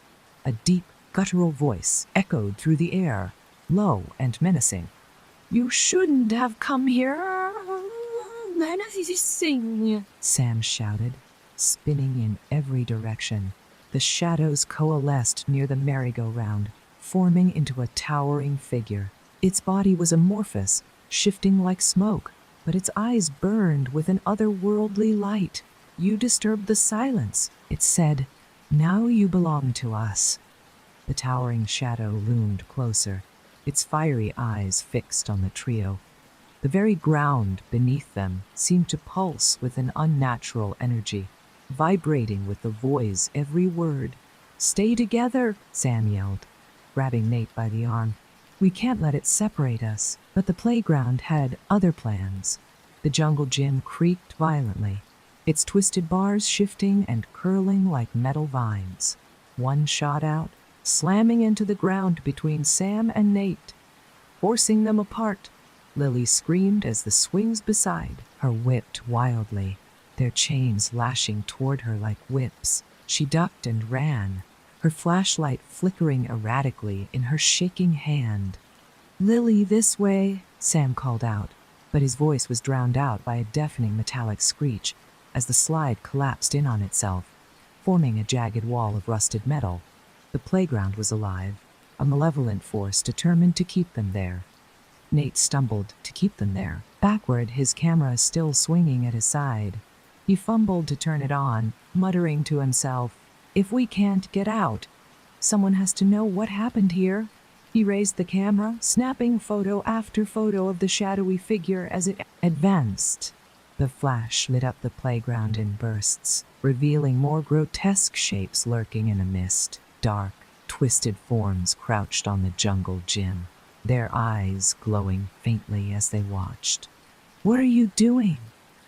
Sam shouted, grabbing Nate's shoulder. "Documenting it," Nate snapped, but his hands were trembling. The shadow figure raised an arm, if it could be called an arm, its smoky tendrils stretching toward Nate. The air around him grew icy, and frost began to form on the lens of his camera. "You can escape," the voice said, its tone darkly amused. "But you can join us." Lily had managed to climb onto the broken slide, her flashlight flickering weakly. From her vantage point, she could see the entire playground. It was shifting. She could see the entire playground. It was shifting, changing, as though it were alive. The carousel spun faster than ever, its rusty chains glowing faintly with a sickly green light. The swings thrashed like wild animals, and the jungle gym twisted into unnatural shapes, creating an impenetrable barrier around them. "We're not getting out," she whispered to herself, tears streaming down her face. "We're never getting out." But then her eyes fell on something strange, something that didn't belong. At the center of the playground, beneath the spinning carousel, was a faint glow. It was small, pulsing like a heartbeat, barely visible through the chaos. "Guys," she shouted, her voice breaking. There's something under the carousel! Sam and Nate turned toward her, but the shadow figure blocked their path, its form expanding to engulf the space between them. Go! Sam yelled, pushing Nate toward Lily. Find out what it is. I'll distract it. What? No, Nate protested. But Sam had already grabbed a broken piece of metal from the ground and charged at the shadow. The shadow figure let out a guttural laugh, its smoky tendrils swiping at Sam. He dodged, swinging the metal wildly, though it passed, harmlessly through the creature's form. You're brave, the shadow said mockingly. But bravery won't save you. Meanwhile, Nate scrambled toward Lily, who was pointing frantically at the carousel. Under there, she cried. There's something glowing. They crouched low, their breaths visible in the freezing air. The carousel spun violently, but the glow beneath it remained steady. What do you think it is? Nate asked, his voice trembling. I don't know, Lily said, but it's not like the rest of this. It feels different. The carousel slowed for a moment. As though inviting them closer, they exchanged a glance, then crawled beneath it. The grinding of the rusted chains making their skin crawl. Underneath the carousel, the glow became more distinct. It was a small object, no larger than a baseball, pulsing with a soft golden light. Strange symbols were etched into its surface, similar to the ones they had seen earlier on the merry-go-round. What is that? Nate whispered, reaching out to touch it. Wait. Lily grabbed his hand. What if it's dangerous? Everything here is dangerous. Everything here is dangerous, Nate snapped, pulling his hand free. If this thing is the source, maybe we can stop it. Before Lily could protest, Nate wrapped his fingers around the object. The moment he touched it, the ground beneath them shook violently, and the carousel let out an ear-piercing screech. What did you do? Lily screamed, clinging to the bars of the carousel as it spun faster and faster. Nate's eyes were wide, his mouth open in a silent scream as the golden light engulfed him. The symbols on the object began to glow brighter, their light spreading to glow brighter, their light spreading like cracks across the ground. The shadow figure roared, its form distorting wildly as it turned toward the carousel. No! It bellowed. Point back! Sam saw his chance and ran toward the others, the metal rod still clutched in his hand. What's happening? He shouted, dropping to his knees beside Nate and Lily. I don't know, Lily cried, shielding her eyes from the blinding light. He grabbed this thing and now everything's going crazy. The shadow figure lunged toward them, its tendrils clawing at the ground. But the light from the object expanded, forming a barrier that kept it at bay. Don't let it go, Sam yelled. Nate's hands trembled as he gripped the object tighter, the symbols glowing so brightly now that they seemed to burn into his skin. I think it's breaking the curse, he gasped. The ground beneath the carousel cracked open, a blinding pillar of light shooting into the sky. The shadow figure let out a final, deafening scream as its form was pulled into the light, twisting and writhing before vanishing and completely. The carousel ground to a halt, the chains falling silent. The light faded, and the playground was still once more. The three of them sat in silence, their breaths ragged. The golden object lay dormant in Nate's hands, its glow and drop extinguished. Did you do it? Lily asked, her voice barely audible. Sam looked around, the oppressive energy gone. The playground was just a playground again, rusted, broken, and silent. I think so, he said. Helping Nate to his feet, they stumbled toward the gate.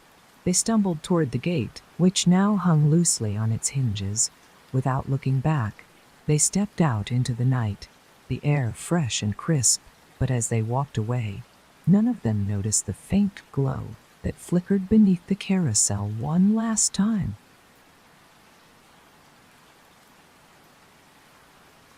The antique shop on Hollow Street had always been something of a mystery. Its dusty windows displayed an odd assortment of relics, porcelain dolls with lifeless eyes, cracked gramophones, faded paintings, and, most notably, an enormous gilded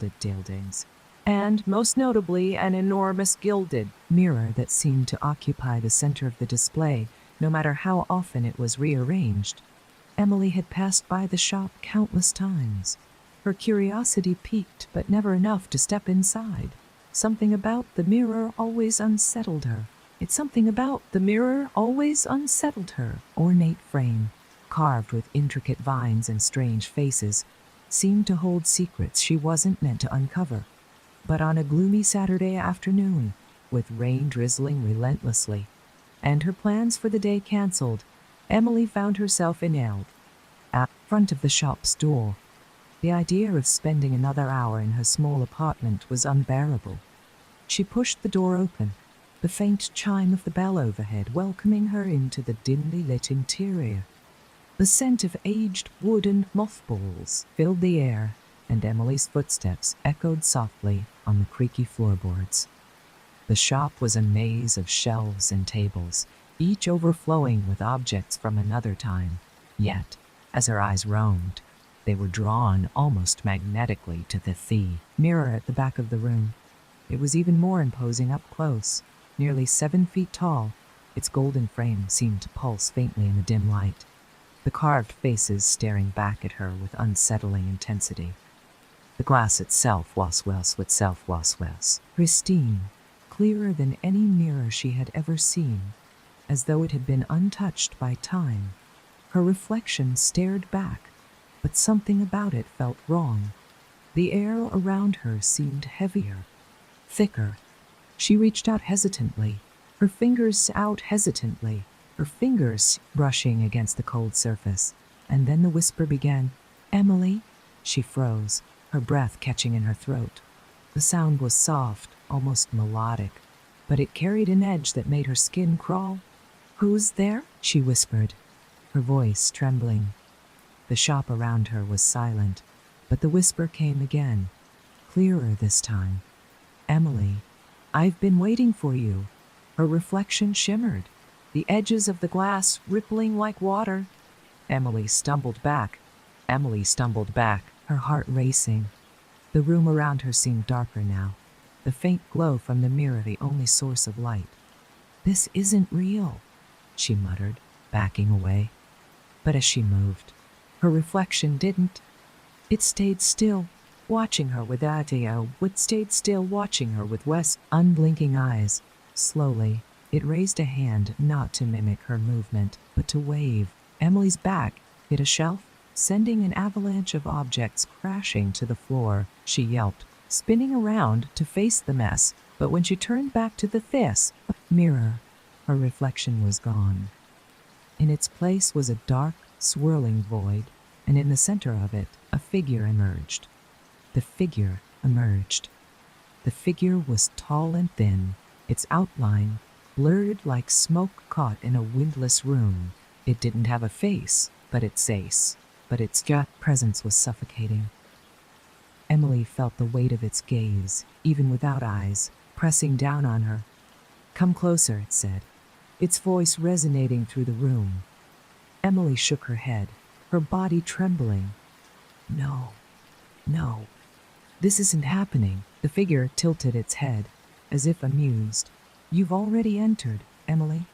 The moment you touched the glass, you let me in. There's no leaving now." The door to the shop slammed shut, the bell above it clanging violently. Emily spun around, yanking at the handle, but it wouldn't budge. "Let me out," she screamed, pounding on the door. The figure stepped closer, its movements fluid and unnatural. "You're not trapped, Emily. Not yet, but soon. You will be." The glass of the mirror rippled again, and Emily turned to see her reflection reappear, but it wasn't hers, not entirely. The eyes were sharper, colder, and the smile that spread across its face was one of triumph. Her reflection raised a hand, pressing it against the inside of the glass. The surface shimmered as it pushed outward, the tips of its fingers breaking through like a hand emerging from water. Emily stumbled back, her chest tightening with panic. "Don't fight it," the reflection said, its voice eerily calm. "You've been chosen." "For what?" Emily shouted, tears streaming down her face. The reflection stepped out of the mirror, entirely now, standing before her as an exact replica of herself. It studied her with a mix of amusement and disdain. "For freedom," it said. "Your life for freedom," it said. "Your life for mine." A fair exchange. Emily backed away, but the reflection advanced, its movements deliberate. The room around them grew darker, the walls seeming to close in. "You can't take my life," Emily said, her voice trembling but defiant. Defiant. Reflection laughed, a cold, hollow sound. "You gave it to me the moment you touched the glass."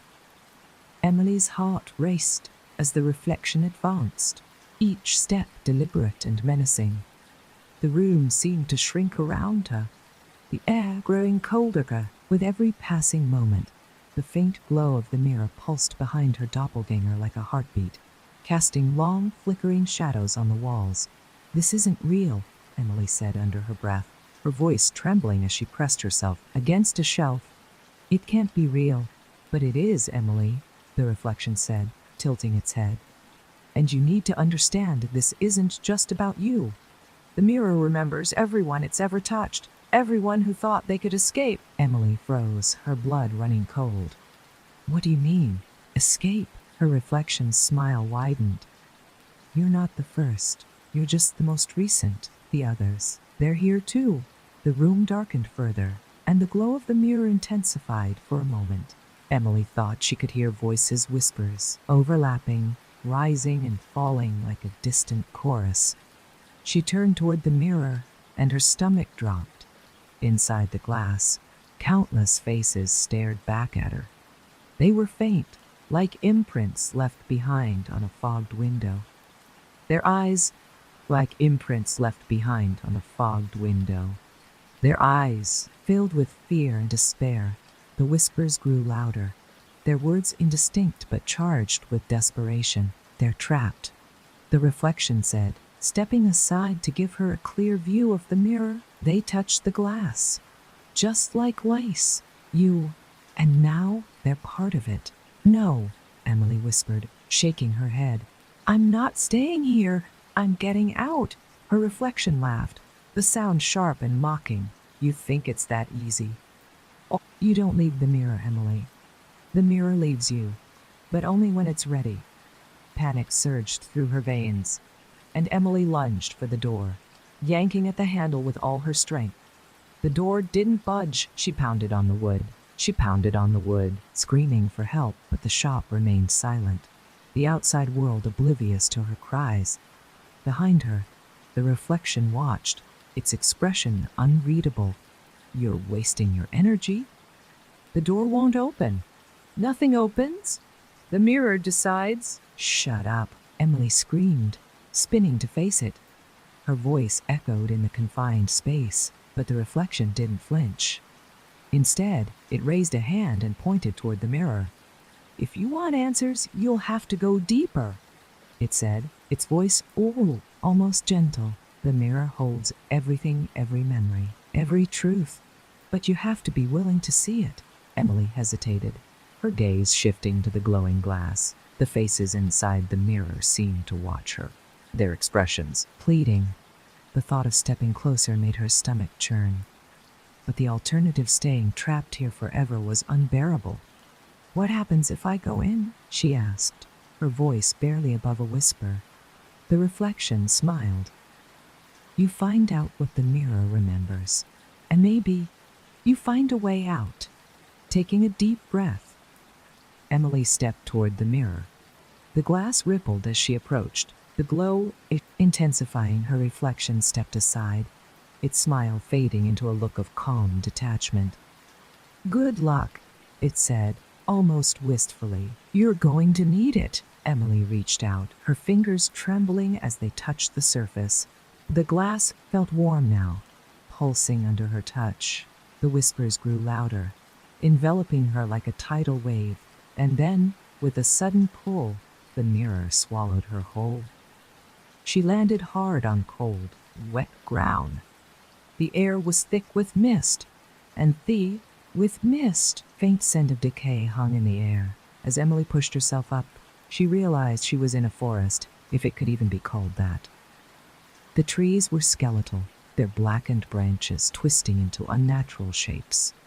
The ground beneath her feet was soft and spongy, like moss-covered stone. The glow of the mirror was gone, replaced by an eerie greenish light that seemed to emanate from nowhere and everywhere at once. In the distance, she could hear faint whispers, the same voices she had heard in the shop, but now they were clearer.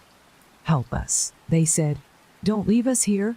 Emily spun around, searching for the source of the voices, but the forest seemed empty. The silence pressed down on her, heavy and oppressive, broken only by the occasional rustle of unseen movement. "Where am I?" she whispered to herself. In the mirror, a voice answered from behind her. She whirled around and saw a figure emerging from the mist. It was one of the faces she had seen in the glass. A pale, translucent figure with hollow eyes and a desperate expression. "You don't belong here," it said, its voice shaky. "You have to leave before it's too late." "Leave? How?" Emily demanded. "I don't even know where I am." The figure pointed deeper into the forest. "The mirror has a core, a heart. If you destroy it, you might be able to escape. But it won't let you. It never does." The whispers grew louder, and the mist began to thicken. Shadows moved between the trees, their shapes impossible to define. Emily's heart pounded as she took a step back. "What happens if I don't destroy it?" she asked. The figure's expression darkened. "Then you become part of it, like us." A cold shiver ran down her spine as the shadows drew closer, their forms becoming more distinct. They weren't just shadows, they were the other souls trapped in the mirror, their bodies twisted and unrecognizable. "Run," the figure whispered. "Run, before it's too late." Emily didn't need to be told twice. She turned and ran, the sound of the shadows closing in behind her.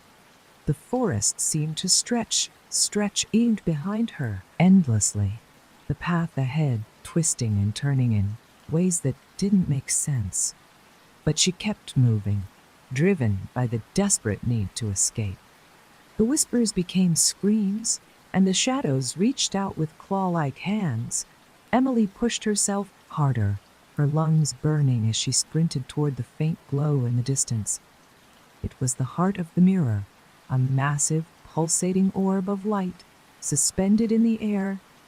The heart of the mirror pulsed in rhythmic waves, casting eerie shadows across the skeletal trees surrounding it. Emily skidded to a stop, her chest heaving as she stared at the glowing orb. It was enormous, suspended in the air by unseen forces, its surface alive with shifting patterns of light and shadow. Faint, translucent faces appeared and disappeared within it, their mouths open in silent screams. The air around the heart was oppressive, heavy with energy that seemed to vibrate through her bones. Emily hesitated, her body trembling. She didn't know what she was supposed to do. The figure had told her to destroy it. But how? The orb looked untouchable, indestructible. Behind her, the whispers grew louder, mingling with guttural growls. She turned her head to see the shadows closing in, their forms more solid now. They had twisted into grotesque shapes. Their forms more solid now. They had twisted into grotesque shapes. Their limbs unnaturally long, their faces featureless except for hollow, glowing eyes. They were hunting her, driven by something primal and relentless. Emily's hands clenched into fists. She didn't come this far to give up. She forced herself to take a step toward the heart, then another. The air grew hotter, the energy radiating from the orb burning her skin. But she pressed on. "What are you waiting for?" a voice called out. Sharp and urgent, she turned to see the translucent figure standing at the edge of the clearing. Its eyes were wide with fear. "Destroy it before they reach you." "How?" Emily shouted back. "I don't know how." The figure pointed at the orb. "It's your reflection, your fear. Face it, or it will consume you." The words hit her like a thunderbolt. The mirror had been feeding on her fear from the beginning, using it to keep her trapped. If she wanted to destroy it, she would have to face everything she had been running from, all the doubt, the regret, the terror she had buried deep within herself. Emily stepped closer to the orb, her heart pounding. The heat was unbearable now, and the ground beneath her feet seemed to shift and crack. The shadows were right behind her. Their claws reaching were right behind her. Their claws reaching out. But she didn't look back. She reached out and touched the surface of the orb.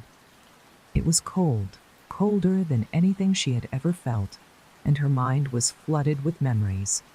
Every moment of fear, every mistake, every painful decision played out in vivid detail. She saw herself at her lowest, the times she had felt helpless, weak, and lost. Tears streamed down her face as the memories overwhelmed her. She wanted to pull away, to run, but she forced herself to stay. She gritted her teeth, her fingers digging into the orb as she screamed, "You don't control me!" The orb shuddered, its light flickering violently. The whispers turned into deafening screams, and the shadows recoiled, their forms dissolving into the mist. The ground beneath her feet shook, and cracks spread across the orb's surface. "You're stronger than this," she told herself, her voice trembling but steady. "You don't need to be afraid anymore." The orb let out a piercing wail as the cracks deepened, light spilling out in blinding waves. Emily closed her eyes, bracing herself as the energy surged through her. The heat turned into icy cold, and then silence. When she opened her eyes, the orb was gone. The clearing was empty. The oppressive weight in the air lifted. The shadows had disappeared, and the forest was still. Emily collapsed to her knees, her body trembling. She had done it. She had faced her fear, and she had won. "Is it over?" she whispered to herself, her voice hoarse. "It is," the translucent figure said, stepping forward. It looked different now, its form more solid, its expression peaceful. "You broke the cycle. The mirror no longer has power over you or anyone else." Emily looked up at the figure, her chest tight with emotion. "What happens now?" You go home," the figure said, smiling faintly. "And we finally rest." The ground beneath her began to glow softly, and she felt a strange pull, as though the world was shifting around her. The forest faded, the light growing brighter until it consumed everything. Emily opened her eyes to find herself lying on the floor of the antique shop. The mirror stood before her, dark and silent, its surface cracked and dull. The oppressive energy was gone, replaced by an almost comforting stillness. She pushed herself up, her body aching, and turned toward the door. It swung open easily, the bell jingling softly. Outside, the rain had stopped, and the streets were bathed in golden sunlight. Emily stepped into the fresh air, her chest rising and falling as she took a deep breath. The nightmare was over, but as she walked away, she couldn't shake the feeling that something had changed. The mirror might have been destroyed, but it had left its mark on her. She was stronger now, braver, and she would never forget the faces in the glass. From the corner of her eye, She thought she saw a faint shimmer in the shop window. When she turned to look, it was gone.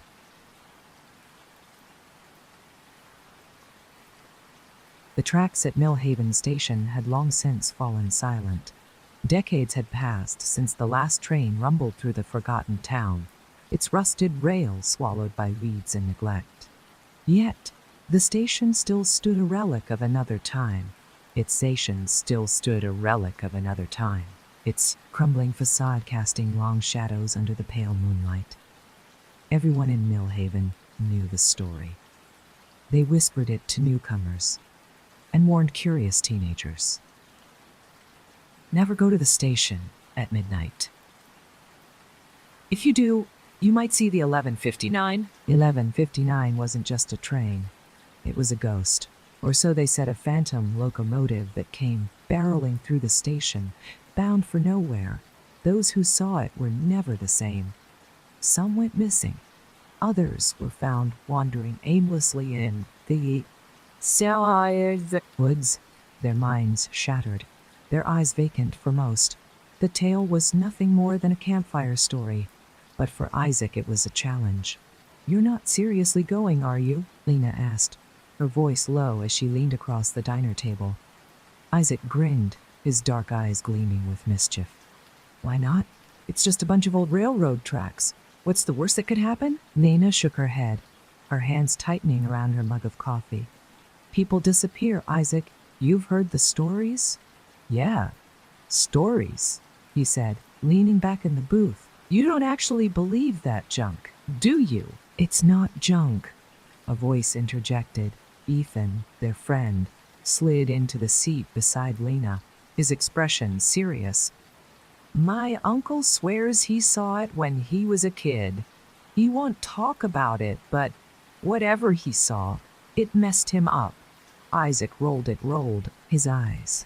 "Your uncle also thinks Bigfoot stole his car." Ethan glared at him. "This is different," Lena sighed, brushing her hair out of her face. "Isaac, please, just let it go. There are plenty of other ways to prove you're brave without tempting fate." But Isaac had already made up his mind. The thrill of the unknown was too enticing to resist. "We'll be fine," he said, standing up and tossing a few bills onto the table. "I'll head out tonight, take a couple of pictures, and head out. Be back before you know it. You'll see it's all just an old wives' tale." The station loomed before him like a forgotten sentinel, its broken windows and weathered bricks glowing faintly under the moonlight. Isaac stepped onto the cracked platform, his boots crunching against loose gravel.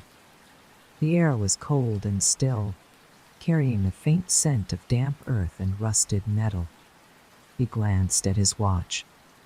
11:45 p.m. 15 minutes, he muttered to himself, pulling his jacket tighter. Around him, the silence was deafening. No cars passed on the nearby road. No crickets chirped in the grass. Even the wind seemed to hold its breath. Isaac walked along the platform, his flashlight cutting through the darkness. The beams illuminated faded posters clinging to the walls, their edges curling with age. One of them caught his eye, a timetable for trains that hadn't run in decades. 11:59 p.m. Last departure. Isaac chuckled, shaking his head. "Last departure, huh? Guess I'm right on time." As the minutes ticked by, the stillness began to feel oppressive. The air grew heavier, and a strange hum vibrated faintly through the ground. Isaac paused, his brow furrowing as he glanced around. "Hello?" he called out, his voice echoing through the empty station. No response. His watch read 11:58 p.m. Suddenly, the hum grew louder, transforming into a deep, rhythmic thrum. The ground beneath his feet trembled, and a distant whistle pierced the air. Isaac's heart skipped a beat. He turned toward the tracks, his flashlight sweeping across the rusted rails. They shimmered faintly, as though alive with energy. In the distance, a light appeared. It was faint at first, but it grew.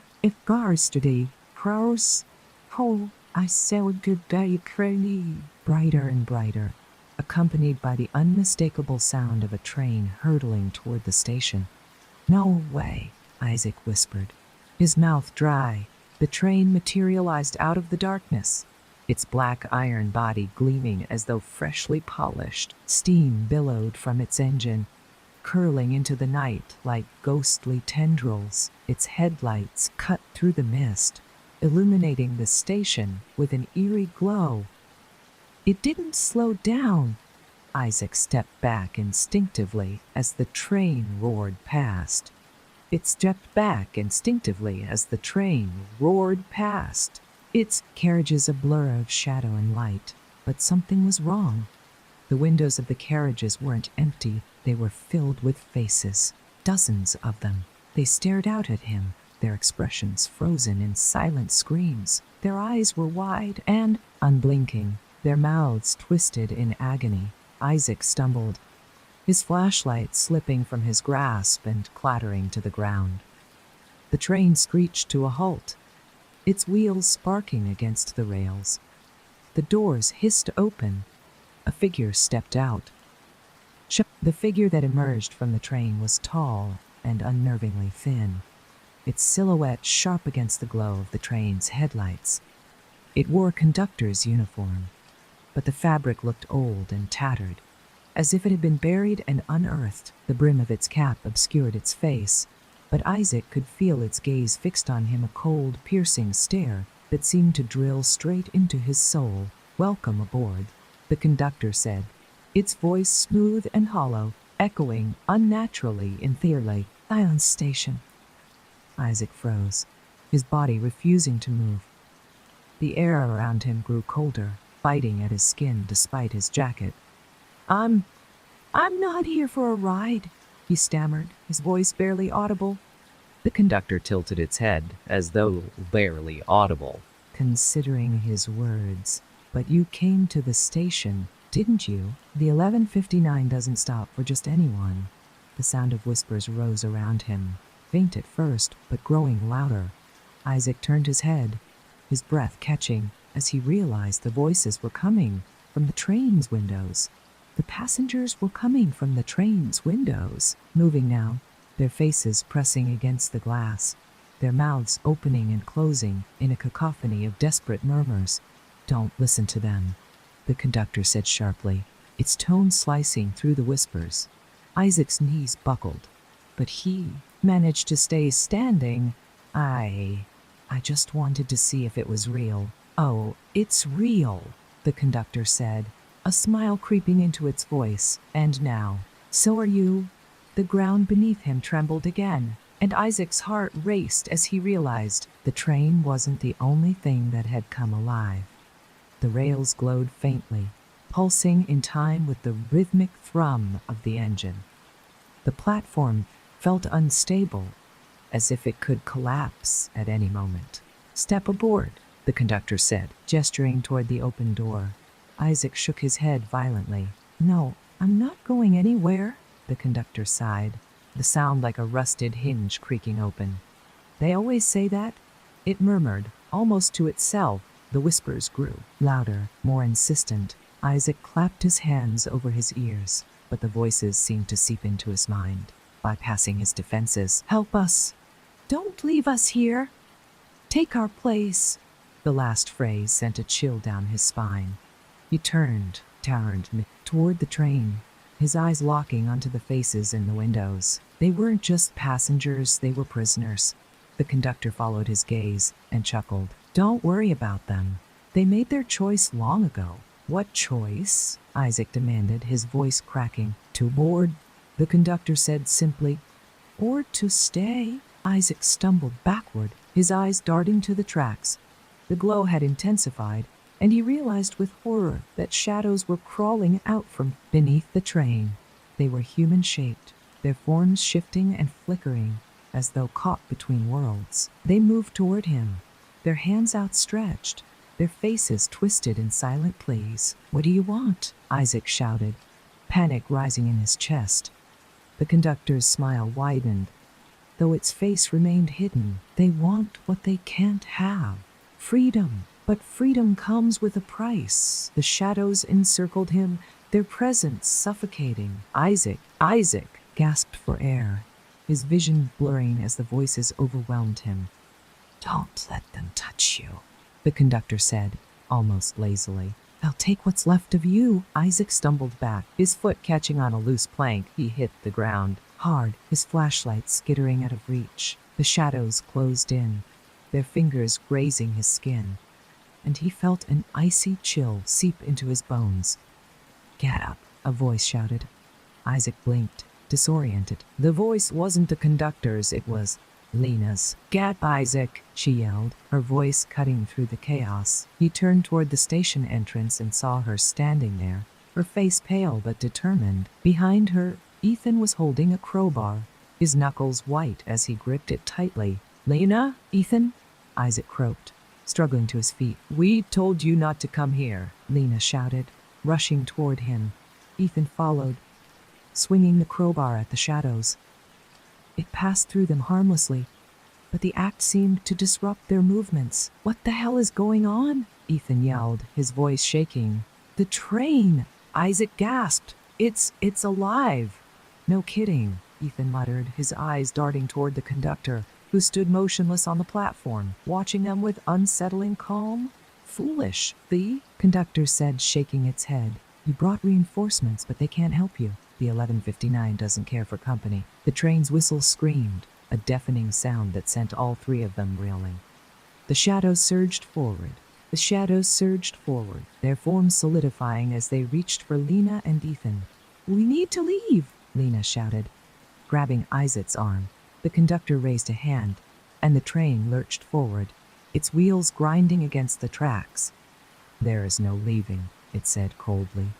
But Isaac's eyes caught something, a faint glow at the edge of the platform, near the end of the tracks. It was small, barely noticeable amidst the chaos, but it pulsed in time with the train's thrum. There, he shouted, pointing toward the glow. What is it? Lena asked, pulling him toward it.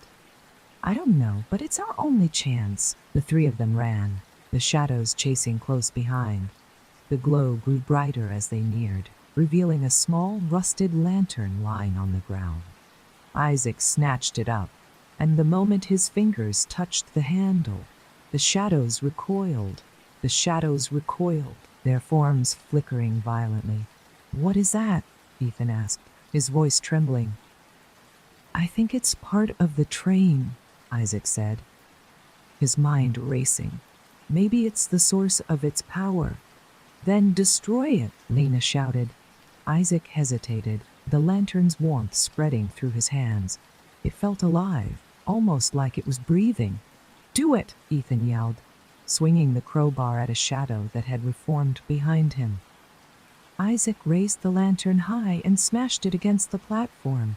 The light exploded, engulfing the station in a blinding brilliance. The train let out an otherworldly scream, its form shimmering and distorting.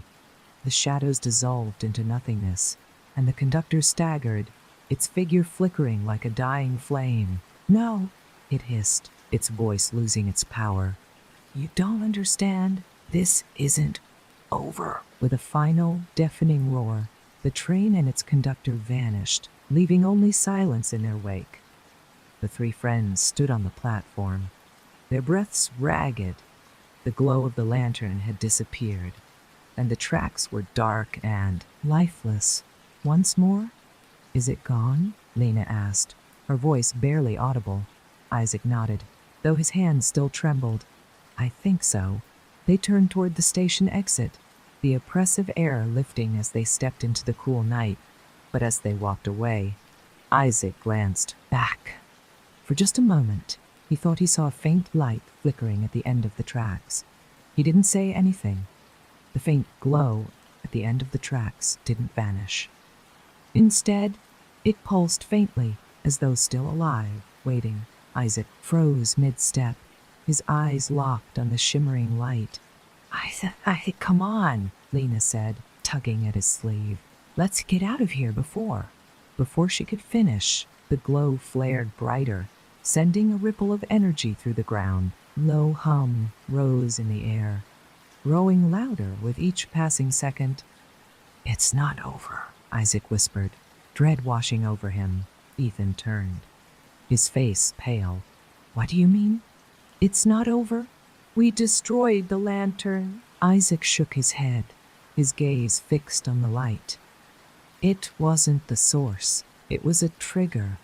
The hum intensified, vibrating through their bodies like the low rumble of a distant earthquake. The glow at the end of the tracks began to take shape, expanding and shifting until it formed a doorway, a shimmering portal framed by flickering, golden light. What is that?" Lena asked, her voice trembling. Isaac didn't answer. His feet seemed rooted to the ground, his eyes locked on the swirling doorway. Beyond it, faint shapes moved in the golden mist shadows of people, or what used to be people. Their forms, they distorted and flickering like an old film reel. "It's not just a train," Isaac muttered.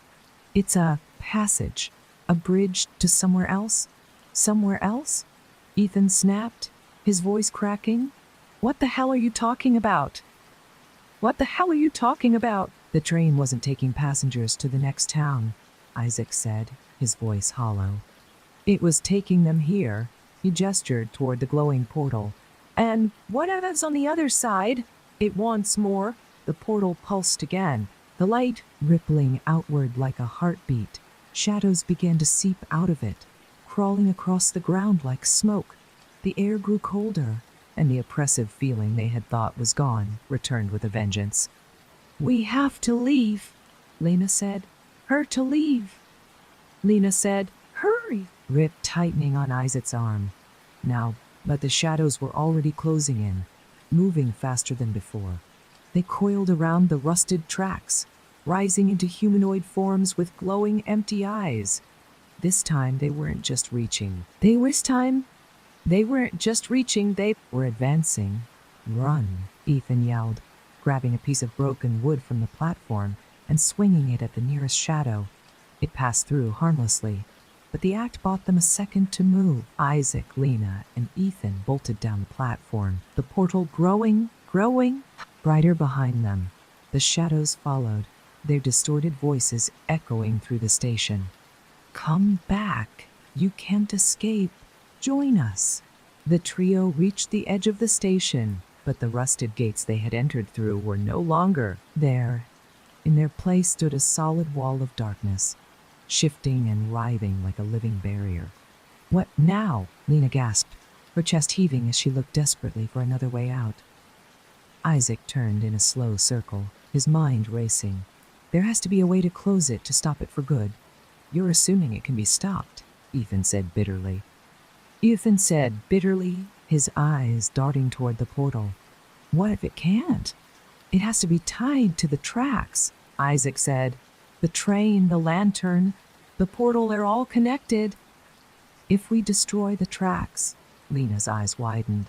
"How?" "They're made of steel. We don't have anything strong enough to break them." Isaac looked down at the tracks, the faint glow still pulsing through them. His gaze shifted to the broken lantern lying at his feet, its edges jagged and sharp. "We don't need to break them," he said, picking up the lantern. "We just need to disrupt the connection." The shadows were closing in, their distorted forms almost tangible now. Isaac knelt beside the tracks, gripping the jagged edge of the lantern. The metal was cold, biting into his palm, but he didn't care. "What are you doing?" Ethan shouted. "Breaking the circuit," Isaac said through gritted teeth. He drove the sharp edge of the lantern into the glowing rail. Sparks erupted, and the ground beneath them trembled violently. The portal let out a deafening wail. Golden light flickering wildly. The shadows recoiled, their forms dissolving into the air like smoke in the wind. "It's working," Lena cried, grabbing Ethan's arm. But the portal wasn't closing. Instead, it expanded, the golden mist spilling out and enveloping the station. The wail grew louder, and a deep, guttural voice boomed from within. "You think you can sever the connection?" The voice roared. You cannot undo what has been bound. The portal's light intensified, and a figure stepped out. It was the conductor, but no longer bound to its humanoid form. Its body was massive, composed of the same golden mist that made up the portal. Its eyes burned with an otherworldly fire, and its voice shook the very air around them. You are trespassers, it said, its gaze sweeping over the three of them. And you will pay the price. Isaac stumbled back, clutching the broken lantern. What are you? What is this place? The conductor's form shifted, its edges flickering like flames. I am the gatekeeper, it said. This is the threshold, and you have disrupted the balance. Ethan grabbed a chunk of broken concrete, hurling it at the figure, harmlessly, but the act seemed to draw its attention. You cannot fight me, the conductor said, its voice dripping with disdain. But you can submit. Isaac's mind raced as the conductor advanced. The portal was the key it had to be. If it had to be. If could disrupt its energy completely, maybe they could escape. Cover me, he shouted, running toward the portal. Are you insane? Ethan yelled, but he swung his makeshift weapon at the shadows anyway, buying Isaac precious seconds. Lena followed Isaac, her flashlight beam cutting through the mist. What are you going to do? What are you going to? Isaac didn't answer. He reached the edge of the portal, the golden light burning his skin. The broken lantern in his hand vibrated violently, as though trying to escape his grip. He raised it high and slammed it into the ground beneath the portal. The impact sent a shockwave rippling outward, and the portal flickered, its edges collapsing inward. No, the conductor roared, its form destabilizing. You cannot close the threshold. Isaac gritted his teeth, driving the lantern deeper into the ground. Watch me. The portal let out one final, ear-splitting scream as it imploded, the golden light collapsing into itself. The conductor's form disintegrated, its voice fading into nothingness. The station was plunged into silence. Isaac, Lena, and Ethan stood in the middle of the platform, their breaths ragged. The tracks beneath their feet were dark and lifeless, the oppressive energy gone. Did we do it? Lena asked, her voice barely above a whisper. Isaac nodded, though his hand still trembled. I think so. The three of them made their way back to the station entrance, the air fresh and still. The rusted gates were back, standing open as if nothing had happened. But as they stepped through, Isaac glanced back one last time. For just a moment, he thought he saw a faint glow at the end of the tracks. He didn't say anything,